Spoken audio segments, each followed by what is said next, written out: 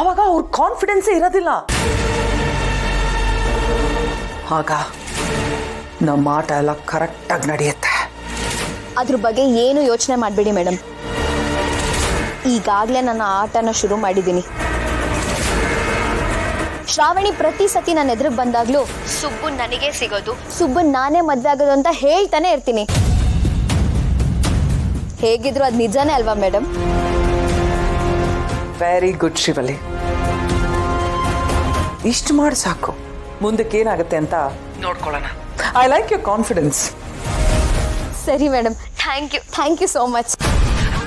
ಸರಿ ಶಿವಲಿ, ನಿನ್ ಜೊತೆ ಆಮೇಲೆ ಮಾತಾಡ್ತೀನಿ. ನಾನೀಗ ಸುಂದರನ ಹತ್ರ ಸ್ವಲ್ಪ ಮಾತಾಡ್ಬೇಕು.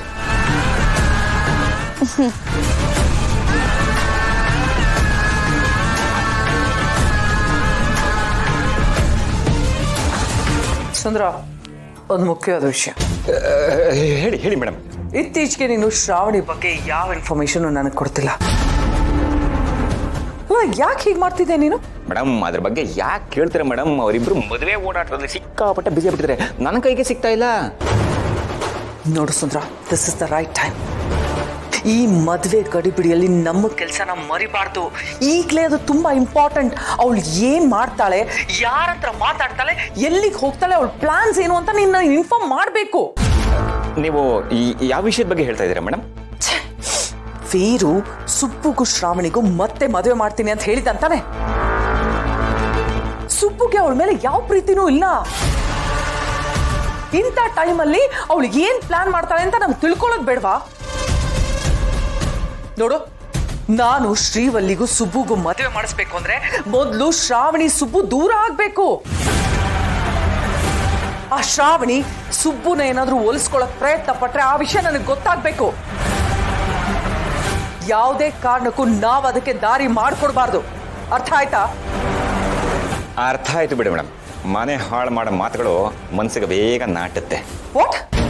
ಅದೇ ಮೇಡಮ್, ಸುಬ್ಬು ಮತ್ತೆ ಶ್ರಾವಣಿ ಜೀವನನ ಹಾಳು ಮಾಡಿ ಸುಬ್ಬು ಜೊತೆ ಶ್ರೀವಲ್ಲಿ ಮದುವೆ ಮಾಡಿಸ್ಬೇಕು ಅನ್ನೋದ್ರ ಬಗ್ಗೆ ಹೇಳ್ತಾ ಇದ್ದೆ ಅಷ್ಟೇ. ಸರಿ, ಒಟ್ನಲ್ಲಿ ಅಲ್ಲಿ ಏನ್ ನಡೀತಿದೆ ಅಂತ ನನಗೆ ಗೊತ್ತಾಗ್ಬೇಕು ಅಷ್ಟೇ. ನಾನು ನಿನ್ ಫೋನ್ ಕಾಲ್ಗೋಸ್ಕರ ಕಾಯ್ತಾ ಇರ್ತೀನಿ. Got it? ಸರಿ ಮೇಡಮ್, ಇಲ್ಲಿ ಏನು ನಡೆದ್ರು ತಕ್ಷಣ ನನಗೆ ಎಲ್ಲ ಅಪ್ಡೇಟ್ ಮಾಡ್ತೀನಿ ಮೇಡಮ್. ಯು ಆರ್ ಫೇತ್ಫುಲಿ ಸುಂದರ. ಕ್ರೇಜಿ. ನೋಡಿದ್ರೆ ಮೇಡಮ್, ಇವರೆಲ್ಲ ಸೇರ್ಕೊಂಡು ಯಾವ ಲೆವೆಲ್ಲಿಗೆ ಪ್ಲಾನ್ ಮಾಡಿದ್ದಾರೆ. ಇವರೆಲ್ಲ ಮನೆ ಹಾಳ್ರು ಮೇಡಮ್. ಮದನ್ ಸರ್, ಹಿಂಗೆಲ್ಲ ಮಾಡ್ಕೋಬೇಡಿ. ನಾನು ಹೇಳಿದ್ದು ಹಂಗಲ್ಲ. ಮತ್ತಿನ್ ಯಾವ ರೀತಿ? ನನ್ನ ಹೆಂಡತಿನ ನಾನು ಮುಟ್ದೆ, ಆಸೆಯಿಂದ ನೋಡಿದೆ, ಅದು ತಪ್ಪ? ಒಂದು ತಾಳಿ ಕಟ್ಟಿದ ತಕ್ಷಣ ನೀ ನನ್ನ ಹೆಂಡತಿ ಆಗ್ಬಿಡ್ತೀಯ? ಮನ್ಸಲ್ಲಿದ್ರೆ ಹೃದಯದಲ್ಲಿದ್ರೆ ನೀ ನನ್ನ ಹೆಂಡತಿ ಅಲ್ವಾ? ನಾನಂತೂ ನಾನು ಸಾಯೋವರೆಗೂ ಸಾವಿತ್ರಿ ನನ್ನ ಹೆಂಡತಿ ಅಂತ ಅನ್ಕೊಂಡಿದ್ದೆ. ಅದಕ್ಕೆ ಈ ಕ್ಷಣನೇ ಇಲ್ಲಿಂದ ಬಿದ್ದು ಸಾಯ್ತೀನಿ ಅಂದೆ. ಏನ್ ಸಾವಿತ್ರಿ ನೀನು? ನಾನು ನಿನ್ನ ಕೆಟ್ಟ ದೃಷ್ಟಿಯಿಂದ ನೋಡ್ತಾ ಇದ್ದೀನಿ ಅಂತ ಅನ್ಕೋತಾ ಇದೆಯಾ ಅಲ್ವಾ?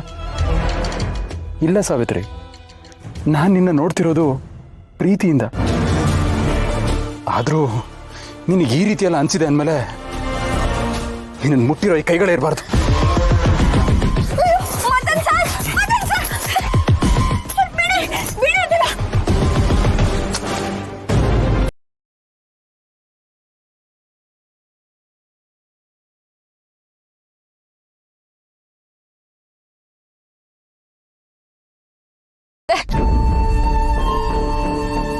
ನಿಮ್ ಬಿರುತಿ ಮೇಲೆ ನನ್ಗೆ ನಂಬಿಕೆ ಐತೆ. ನಾನು ನಂಬ್ತೀನಿ. ನೀನ್ ನನ್ನನ್ನು ಮುಟ್ಟಿದ್ರೆ ಯಾವ ತಪ್ಪು ಇಲ್ಲ. ನೀವ್ ಯಾಕೆ ಹಿಂಗೆಲ್ಲ ಮಾಡ್ಕೊಳ್ತಿದ್ದೀರಾ? ನನ್ನನ್ನು ಮುಟ್ಟೋ ಅಧಿಕಾರ ನಿಮ್ಗಲ್ದೆ ಬೇರೆ ಇನ್ಯಾರಿಗೈತೆ?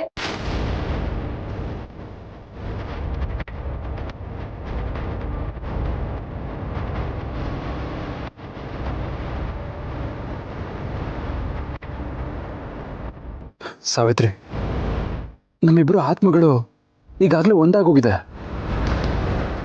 ನಿಜವಾದ ಪ್ರೀತಿ ಅಂದ್ರೆ ಏನು ಅಂತ ನಾನು ನಿಂಗೆ ಹೇಳ್ತೇನೆ, ಬಾ. ನೀವೇನೋ ನನ್ನ ಹತ್ರ ಮುಚ್ಚಿಡ್ತಾ ಇದ್ದೀರಾ? ಹರಿಕಣೆ ವಿಶಾಲು, ನಿನ್ನಿಂದ ಮುಚ್ಚಿಟ್ಟಿದ್ದು ನಿಜ. ನನ್ನಿಂದ ಮುಚ್ಚಿಟ್ಟಿದಾರಂತೆ. ಅಯ್ಯಯ್ಯ, ಅದೇನು ಮುಚ್ಚಿಟ್ಟಿದ್ದೀರಂತ ಹೇಳ್ರಿ. ಜೇಬಲ್ಲಿತ್ತಲ್ಲ ಅದನ್ನ. ಅದೇ ಜೇಬಲ್ಲಿ ಏನಿತ್ತು ಅಂತ ಹೇಳಿ ಅಂತಿರೋದು. ಶಬಾಷ್ ವಿಶಾಲು, ಕೇಳು. ಜೇಬಲ್ಲಿದ್ದದ್ದೇನು?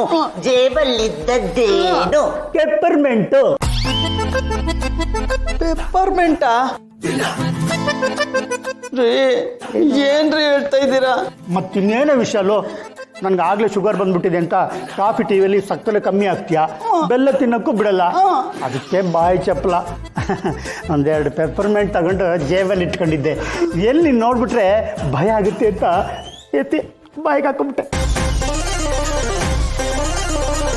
ಅಯ್ಯೋ ತಾತ, ಇದೇನಿದು ಚಿಕ್ಕ ಮಕ್ಕಳ ಹಾಗೆ ಪೆಪ್ಪರ್ಮೆಂಟ್ನ ಕಂದು ಮುಚ್ಚಿ ತಿನ್ಬೇಕಾ?